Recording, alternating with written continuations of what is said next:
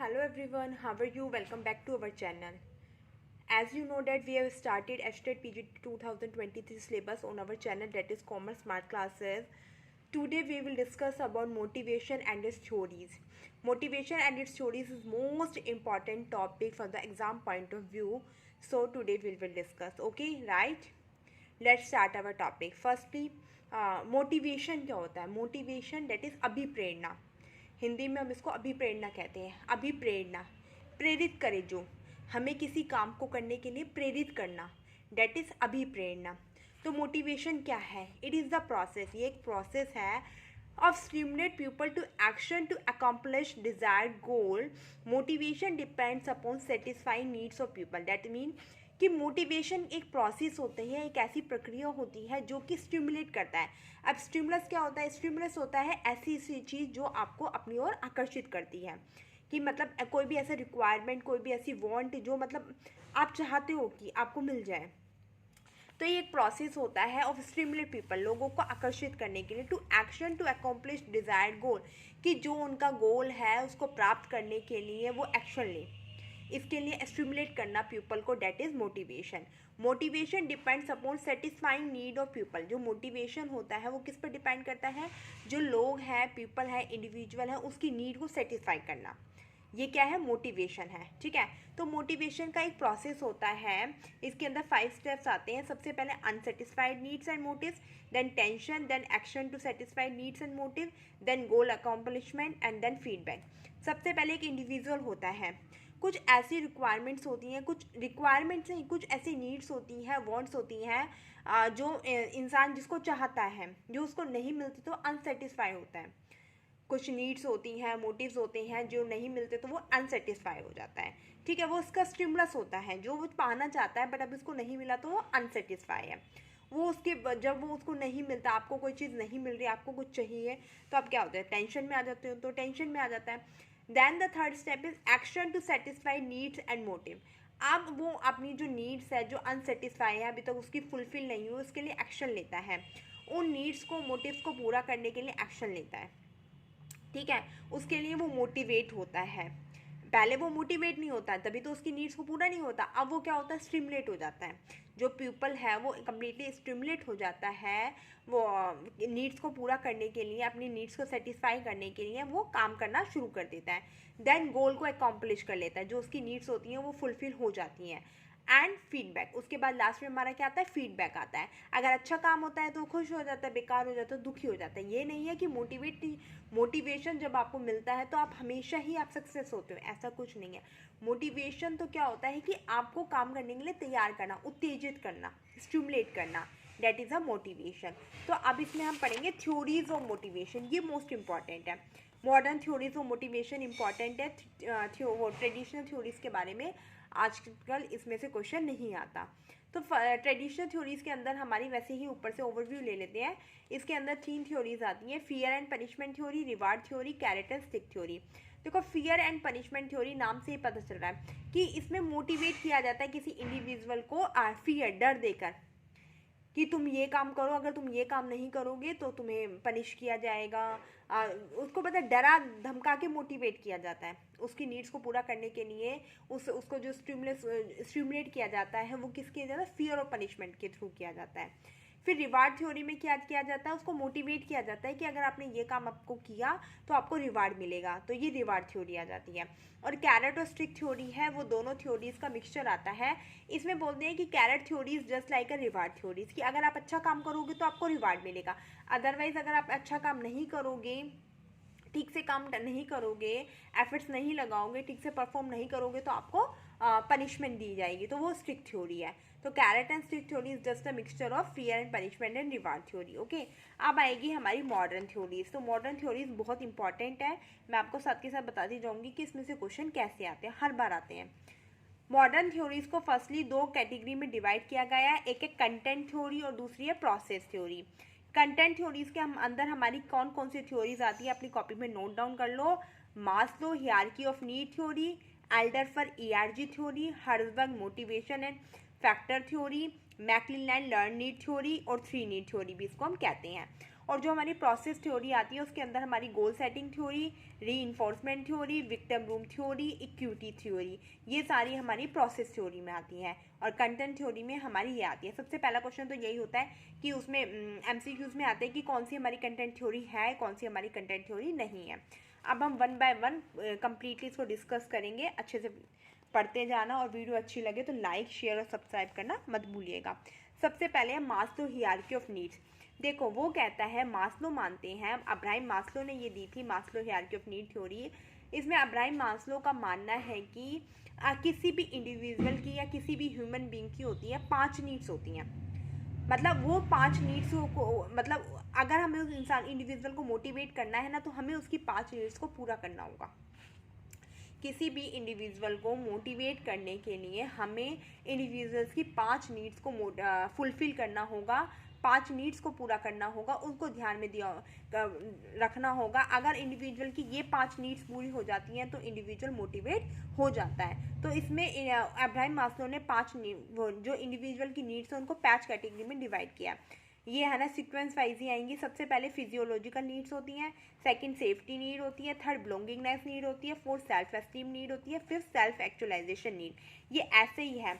जो हमारी ये 3 नीड्स होती है, नीचे की ये लोअर लेवल की नीड्स होती हैं, और जो ऊपर की नीड्स होती हैं ये हमारी हायर लेवल नीड्स होती है। हमारी जो नीड चलती है वो लोअर टू हायर चलती है, ध्यान रखना। ये हमारी 3 है, लोअर लेवल की, ये हायर लेवल की नीड्स होती है, ठीक है। तो सबसे पहले फिजियोलॉजिकल नीड्स में क्या आता है, रोटी, कपड़ा, मकान। किसी भी इंसान को अपनी ज़रूरतों को पूरा करने के लिए रोटी, कपड़ा और मकान की ज़रूरत होती है। मतलब उसकी, अगर हम इंसान को मोटिवेट करना चाहते हैं तो उसकी सबसे पहले हमें फिजियोलॉजिकल नीड की ओर ध्यान देना पड़ेगा। फिजियोलॉजिकल नीड का मतलब है कि उसकी जो रोटी, कपड़ा और मकान की ज़रूरत है उसको पूरा करना होगा। उसके बाद जब इंसान की, इंडिविजुअल की रोटी, कपड़े और मकान जैसी फिजियोलॉजिकल बेसिक नीड्स भी कहते हैं इसे, जब पूरी हो जाती है तो अब उसे सुरक्षा की ज़रूरत होती है, अब उसे सेफ्टी नीड की ज़रूरत होती है। सेफ्टी नीड के अंदर अब उसे क्या होना थी, सेल्फ प्रोटेक्शन की ज़रूरत होती है, घर की ज़रूरत होती है ना, मतलब अपनी प्रोटेक्शन की ज़रूरत होती है कि वो ठीक से रहे, तो अब उसे सेफ्टी की ज़रूरत होती है। तो सेकंड हमारी क्या आती है, सुरक्षा की ज़रूरत होती है, तो सेफ्टी नीड आती है। फिर होती है बिलोंगिंगनेस नीड। बिलोंगिंगनेस नीड का मतलब होता है प्यार की ज़रूरत होती है। अब उसे सुरक्षा भी मिल गई, रोटी, कपड़ा, मकान भी मिल गया, सुरक्षा भी मिल गई, तो अब वो चाहता है प्यार करना, कि लोग उसके साथ प्यार करें, उससे अच्छे से रहें, दोस्ती करें। अब इसमें वो लव और फ्रेंडशिप चाहता है, लोगों के साथ प्यार करता है, लोगों के साथ फ्रेंडशिप करना चाहता है, तो ये उसकी बिलोंगिंगनेस नीड हो जाती है। जब उसकी बिलोंगिंगनेस नीड, ये तीनों नीड पूरी हो जाती है, तो अब self esteem need. Self esteem need के अंदर क्या होता है कि वो रिस्पेक्ट चाहता है, वो खुद भी रिस्पेक्ट देता है और वो चाहता है कि दूसरा भी उससे रिस्पेक्ट दे। तो सेल्फ एस्टीम नीड के अंदर मेनली आता है रिस्पेक्ट। जो बिलोंगिंगनेस नीड है उसके अंदर लव आता है, फ्रेंडशिप आता है, और सेल्फ एस्टीम नीड के अंदर हमारी क्या आती है, रिस्पेक्ट आती है, ठीक है। उसके बाद है सेल्फ एक्चुअलाइजेशन नीड। जब ये 4 ही इंडिविजुअल की नीड पूरी हो जाती है तो अब वो एक्चुअलाइजेशन मतलब फुली पोटेंशियल जाता है। लाइक मुकेश अंबानी, सब चीज़ है, प्यार भी है, दौलत, शोहरत, सब चीज़ है, फिर भी क्या है, अभी भी कमाना है, अभी भी उसे ये लग रहा है कि अब मुझे ये, मेरे पास ये आ जाए, मेरे पास ये आ जाए, मेरे पास, कि मतलब हाई लेवल की नीड्स हो जाती है, मतलब जो संतुष्टि नहीं हो पाती उसकी, तो उसे हम बोलते हैं सेल्फ एक्चुअलाइजेशन नीड बोलते हैं। तो ये 5 नीड है जो मोस्ट इंपॉर्टेंट है, इनकी सीरीज़ को ध्यान रखना। और ये किसने दी है, अब्राहम मास्लो ने दी है, ठीक है। उसके बाद हमारी आती है second, Alderfer ERG theory. Firstly ERG theory, E stand for existence, R relatedness, G growth theory. जो हमारी एल्डर फॉर ने दी है ERG theory is just like Abraham Maslow की हायरार्की ऑफ नीड थ्योरी। इसमें एल्डर फॉर ने जो ERG के अंदर जो हमारी ये 5 नीड्स है ना, इनको ही क्लासीफाई किया है कि एग्जिस्टेंस, सबसे पहले क्या होती है, एग्जिस्टेंस होती है। एग्जिस्टेंस के अंदर आती है, जैसे मास्लो ने फिजियोलॉजिकल और सेफ्टी नीड दी है ना, वो इन्होंने एल्डर फॉर ने उसे एग्जिस्टेंस के अंदर डाला है। कि सबसे पहले क्या चाहता है, एक इंडिविजुअल अपनी एग्जिस्टेंस चाहता है कि वो एग्जिस्ट करे कहीं पे, है ना, उसकी लाइफ एग्जिस्ट करे, तो उसके लिए उसको कौन सी ज़रूरत पूरी करनी होती है, फिजियोलॉजिकल और सेफ्टी नीड को पूरा करना होता है। जब उसकी एग्जिस्टेंस इनको पूरी हो जाती है तो प्यार चाहता है, अपनी रिलेटेडनेस, रिलेशन बनाना चाहता है, सपोर्ट चाहता है, तो इसके अंदर उसकी बिलोंगिंगनेस और एस्टीम नीड आती है। और फिर आते हैं ग्रोथ के अंदर, ग्रोथ का मतलब वृद्धि। अब उसको एग्जिस्ट हो गया, वो सोसाइटी के अंदर एग्जिस्ट हो गया, फिर उसने रिलेशन बना लिया, उसकी अच्छे से दोस्ती हो गई, प्यार हो गया, अब वो क्या चाहता है, वृद्धि चाहता है। तो it include Maslow self actualization need. इसके अंदर क्या आती है, मास्लो की सेल्फ एक्चुअलाइजेशन नीड आती है, जिसमें वो फुली पोटेंशियल चाहता है, जरूरत से ज़्यादा चाहता है, ठीक है। ये होती है ग्रोथ। फिर आती है हमारी motivator hygiene theory, most important theory. ये मोटिवेटर हाइजीन थ्योरी है ना, इसको डुअल फैक्टर थ्योरी भी कहते हैं, टू फैक्टर थ्योरी भी कहते हैं। ध्यान रखना, पेपर में कंफ्यूज मत होना। मोटिवेटर हाइजीन थ्योरी की जगह अगर टू फैक्टर थ्योरी या डुअल फैक्टर थ्योरी आता है नाम, तो वो भी फ्रेडरिक हर्ज़बर्ग ने दी थी। इन्होंने क्या बताया है, ये कहते हैं कि इंसान की जो ज़रूरतें होती हैं ना, उनको उन्होंने दो कैटेगरी में डिवाइड किया है। एक को तो मोटिवेटर फैक्टर में, एक हाइजीन फैक्टर में। जो मोटिवेटर फैक्टर है वो मोटिवेशन, उससे तो इंसान क्या होता है, मोटिवेट होता है, उससे तो मोटिवेशन भी कहते हैं। और जो हाइजीन होता है उसको मेंटेनेंस भी कहते हैं। इन्होंने जो हाइजीन इनके फैक्टर होते हैं, हाइजीन फैक्टर्स को मेंटेनेंस फैक्टर भी कहते हैं। ठीक है, तो वो हर्ज़बर्ग कहते हैं कि meeting the lower level needs. उन्होंने जो अपना हाइजीन फैक्टर है, मेंटेनेंस फैक्टर है, उसके अंदर उन्होंने लोअर लेवल की नीड रखी है। लोअर लेवल की नीड क्या होती है, फिजियोलॉजिकल नीड्स होती है, सेफ्टी नीड। इसके अंदर उन्होंने लोअर लेवल की नीड रखी है। वो कहते हैं कि इंडिविजुअल की हाइजीन, अगर हाइजीन नीड्स को या हाइजीन फैक्टर को पूरा ना किया जाए किसी भी इंडिविजुअल के, तो इंडिविजुअल का जो हाइजीन फैक्टर होता है वो इंडिविजुअल को मोटिवेट नहीं करता, but only prevent them from being dissatisfied. कि अगर हाइजीन फैक्टर की कमी होती है कहीं पर भी एम्प्लॉयज़ को, तो वो उससे मोटिवेट नहीं होता। हाइजीन फैक्टर अगर है वहाँ पर तो उससे मोटिवेट नहीं होगा, बट अगर उसकी एब्सेंस होती है तो वो डिससेटिस्फाई ज़रूर हो जाता है। ये क्या हुआ था, फ्रेडरिक हर्ज़बर्ग ने एक एम्प्लॉयज़ का इंटरव्यू लिया था। तो एम्प्लॉयज़ का इंटरव्यू लिया था तो उन्होंने एम्प्लॉय से इंटरव्यू में पूछा था कि मतलब इस जो कंपनी है इसकी सबसे अच्छी और सबसे बुरी बात बताओ। जब उनका आर्ग्यूमेंट निकल के आया था, तब उन्होंने फिर मोटिवेटर हाइजीन थ्योरी कहा था। उसमें उन्होंने कहा है, तब उन्होंने निष्कर्ष निकाला था कि अगर एम्प्लॉयज़ की हाइजीन फैक्टर को पूरा ना किया जाए तो एम्प्लॉयज़ हाइजीन फैक्टर से मोटिवेटेड नहीं होते, बट अगर उनको वो हाइजीन फैक्टर नहीं मिलता तो वो डिससेटिस्फाइड ज़रूर हो जाते हैं। इस हाइजीन फैक्टर के अंदर क्या आता है, देखो इस हाइजीन फैक्टर के अंदर आता है पे आती है, उनको क्या बोनस मिल रहा है, क्या पे मिल रही है, क्या सेफ्टी मिल रही है, क्या मतलब जॉब के वो मिल रही है, ये सब बेनिफिट्स होती हैं जो पे वगैरह को लेके, ये उनके हाइजीन फैक्टर में आते हैं। अगर ये इंसान के इंडिविजुअल के एम्प्लॉयज़ को अगर हाइजीन फैक्टर नहीं मिलता तो वो डिससेटिस्फाई हो जाता है। मोटिवेट तो वो होता ही नहीं है, पर वो डिससेटिस्फाई ज़रूर हो जाता है। फिर जो दूसरी आती है वो उनके मोटिवेटर्स फैक्टर आते हैं, जिससे मोटिवेट होता है इंसान। मोटिवेटर फैक्टर से इनके एम्प्लॉय क्या होता है, मोटिवेट होता है। To increase employ autonomy and opportunities to take an additional responsibility, gain recognition. Motivator factor ये हायर लेवल के नीड्स होती हैं। अगर इंडिविजुअल को ये नीड्स प्रोवाइड की जाती है, फैक्टर्स प्रोवाइड किए जाते हैं, तो इंसान मोटिवेट होता है। इसके अंदर हमारी क्या आ जाती है, सेल्फ रिकॉग्निशन आ जाती है, खुद की पहचान आ जाती है, ग्रोथ आ जाती है, अपॉर्चुनिटी आ जाती है और अचीवमेंट आ जाती है। ये सारी जो चीज़ें होती हैं ना, ये सारी मोटिवेटर फैक्टर में आती है। रिकॉग्निशन आ जाती है। और हाइजीन फैक्टर के अंदर मेनली हमारे जो बोनस हैं, बेनिफिट्स हैं, जो ये सब आ जाते हैं। वर्किंग कंडीशन आ जाती है हाइजीन फैक्टर के अंदर, बट इसके अंदर हमारे रिकॉग्निशन है, अचीवमेंट है, ग्रोथ है, अपॉर्चुनिटी है, ये सारी हमारी किस में आ जाती है, मोटिवेटर फैक्टर में आ जाती है। ध्यान रखना, अगर हाइजीन है, हाइजीन फैक्टर को हम मेंटेनेंस फैक्टर भी कहते हैं। और ये टू फैक्टर थ्योरी है जिसे हम डुअल फैक्टर थ्योरी कहते हैं, that is given by Frederick Herzberg. उसके बाद होती है मैक्लीलैंड की लर्न नीड थ्योरी। जो मैक्लीलैंड लर्न नीड थ्योरी है, इसे नीड थ्योरी भी कहते हैं या थ्री नीड थ्योरी भी कहते हैं। क्या कहते हैं, थ्री नीड थ्योरी भी कहते हैं। और ये डेविड सी मैक्लीलैंड ने दी है। जो ये लर्न नीड थ्योरी है, ये दी है डेविड सी मैक्लीलैंड ने दी है। इसके अंदर उन्होंने जो इंडिविजुअल की नीड्स हैं उनको थ्री कैटेगरी में डिवाइड किया है। आपसे याद कर लो कौन सी है वो थ्री कैटेगरी। आपका मतलब affiliation, achievement and power. A for affiliation, A for achievement, A for power. Firstly मैं आपको पावर से समझाती हूँ। पावर का क्या मतलब होता है, पावर का मतलब होता है डोमिनेट। आपने कई लोगों का नेचर देखा होगा कि डोमिनेट टाइप का नेचर होता है, लोगों को दबाने का नेचर होता है, मतलब खुद की पावर को दिखाना, खुद की मजबूताई को दिखाना, स्ट्रॉन्गनेस को दिखाना। तो ये जो नीड फॉर पावर होती है कि कई लोगों को इसकी ज़रूरत होती है, पावर की ज़रूरत होती है। वो चाहते हैं खुद को ऊंचा दिखाना, दूसरों को नीचा दिखाना, नीड फॉर पावर में आता है। डोमिनेट टाइप नेचर टाइप होता है ना इसमें। तो ये नीड फॉर पावर आती है, desire to control and one's environment and influence other, की जो कंट्रोल चाहते हैं, एनवायरनमेंट पर कंट्रोल करना चाहते हैं, ठीक है, उसे बोलते हैं नीड फॉर पावर, जिसमें वो डोमिनेट नेचर टाइप के होते हैं। फिर होती है एफिलिएशन। एफिलिएशन में क्या होती है, पहचान आती है, जैसे a desire to establish social relationship with other, इसके अंदर वो रिलेशन बनाना चाहते हैं दूसरों से, पहचान बनाना चाहते हैं, रिलेशन बनाना चाहते हैं, सोशल टाइप के होते हैं, मतलब सपोर्ट चाहते हैं, सोसाइटी के साथ रिलेशन बनाना चाहते हैं। फिर होती है नीड फॉर अचीवमेंट, इसमें अचीव करने की नीड होती है। A desire to take responsibility, set challenging goals and obtain performance feedback, इसके अंदर वो अचीव करना चाहते हैं, किसी चीज़ को अचीवमेंट चाहते हैं, ग्रोथ चाहते हैं, अपॉर्चुनिटी चाहते हैं। जो ये मोटिवेटर फैक्टर्स होते हैं ना, वो सब इसके अंदर आते हैं। और एफिलिएशन में वो पहचान चाहते हैं, सोशल होते हैं, सोसाइटी के साथ रिलेशन बनाना चाहते हैं, पहचान बनाना चाहते हैं। और पावर में वो डोमिनेट नेचर को होते हैं, खुद स्ट्रॉन्ग बन के दूसरों को दबाने की कोशिश करते हैं।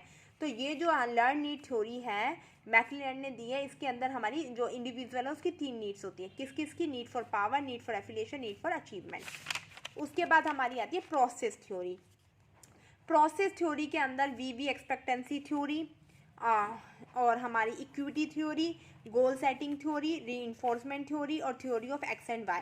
सबसे पहले हमारी वीवी एक्सपेक्टेंसी थ्योरी, जो कि आपको पता है कि वीवी का मतलब है विक्टर रूम ने हमारी 1960 में दी थी वीवी एक्सपेक्टेंसी थ्योरी। इसके अंदर उन्होंने क्या किया है कि इंडिविजुअल को मोटिवेट करने के लिए जो मोटिवेशन होता है वो 3 चीज़ों का सम्मिशन होता है। कौन कौन सी 3 चीज़ों का सम्मिशन होता है? एक्सपेक्टेंसी, इंस्ट्रूमेंटलिटी और वैलेंसी। वो कहते हैं, विक्टर रूम कहते हैं कि इंडिविजुअल को जो अगर मोटिवेट करना है तो motivation is just the summation of expectancy, instrumentality और वैलेंसी। एक्सपेक्टेंसी का मतलब क्या होता है? एफर्ट्स। इंस्ट्रूमेंटलिटी का मतलब होता है परफॉर्म और वैलेंसी का मतलब होता है रिवार्ड। इसको पूरा ध्यान करने की जरूरत नहीं है। एक्सपेक्टेंसी मतलब एफर्ट्स लगाना, इंस्ट्रूमेंटली मतलब परफॉर्म करना और वैलेंसी मतलब रिवार्ड करना। जैसे आपको मतलब एस्टेट है, अब एस्टेट का एग्जाम आ गया तो एक्सपेक्टेंसी में क्या है? एफर्ट्स लगाने। अब आपको आपके सामने सिलेबस आ गया, ठीक है, तो आपके सामने सिलेबस आ गया तो आप उसके लिए क्या करोगे? पहले आप सिलेबस है फॉर्म वॉर्म फिल करोगे, सब कुछ करोगे, फिर इंस्ट्रूमेंटली में आप क्या करोगे? परफॉर्म करोगे।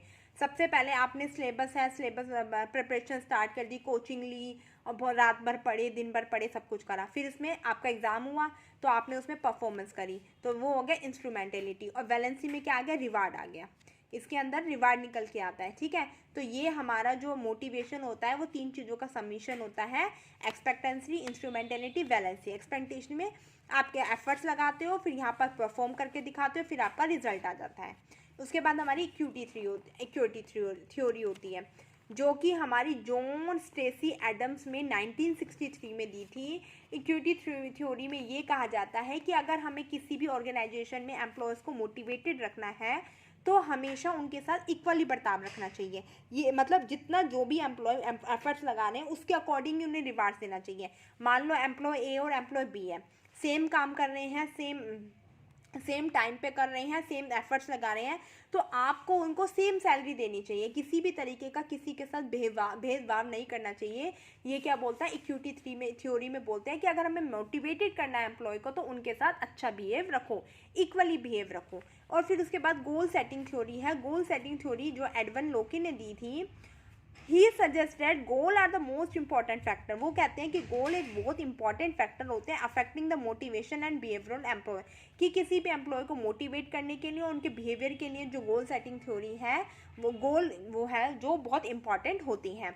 फिर होती है री इन्फोर्समेंट थ्योरी। री इन्फोर्समेंट थ्योरी हमारी BF स्किनर ने दी है, जो आपने पुनर्बलन का सिद्धांत साइकोलॉजी में पढ़ा होगा। पुनर्बलन का सिद्धांत का मतलब है कि इंडिविजुअल को पुनर्बलन करना। किसी अच्छे काम के लिए पुनर्बलन 2 तरह का होता है, पॉजिटिव होता है, नेगेटिव होता है। अगर ये नहीं, जैसे मान लो कोई बच्चा अच्छा काम कर रहा है तो बोलते हैं ना शाबाश, वेरी गुड, नाइस, तो उसको जो भी इंडिविजुअल ने काम किया है उसके बदले में उसको रीइंफोर्स करना, उसको शाबाशी देना, फीडबैक देना कि हाँ अच्छा किया, वेरी गुड। नहीं कर रहा तो उसको नेगेटिव भी देना। ये नहीं है रीइंफोर्समेंट पॉजिटिव भी होता है, नेगेटिव भी होता है, उसको काम करने के लिए उकसाना। तो रीइंफोर्समेंट थ्योरी है, BF स्किनर ने दिया। वो कहता है कि इंडिविजुअल को मोटिवेट करने के लिए उन्हें हमें रीइंफोर्स करते रहना चाहिए ताकि वो फ्यूचर में भी अच्छा एफर्ट्स लगाए, अच्छी परफॉर्मेंस करे। फिर theory of X and Y है, वो डेवलप की है एमसी ग्रेगर ने दी है। एमसी ग्रेगर का मानना है कि उन्होंने जो एम्प्लॉयज़ है ना उनको दो कैटेगरी में डिवाइड कर दिया। वो मानते हैं कि जो थ्योरी ऑफ एक्स कैटेगरी के जो एम्प्लॉयज़ होते हैं ना वो लेज़ी होते हैं, काम करना पसंद नहीं करते, मतलब चैलेंजिंग वाले नहीं होते, काम से दूर भागते हैं, अवॉइड रिस्पॉन्सिबिलिटी को अवॉइड करते हैं, काम को करना पसंद नहीं करते, एम्बिशियस नहीं होते। और जो थ्योरी वाई वाले लोग पीपल होते हैं, एम्प्लॉयज़ होती हैं, वो चैलेंजिंग होते हैं, वो अपने काम को, एनवायरनमेंट को पसंद करते हैं, काम करना पसंद करते हैं, ठीक है, एम्बिशियस होते हैं, रेस्पॉन्सिबिलिटी लेना पसंद करते हैं, क्रिएटिव नेचर के होते हैं, ठीक है, they don't resist to change.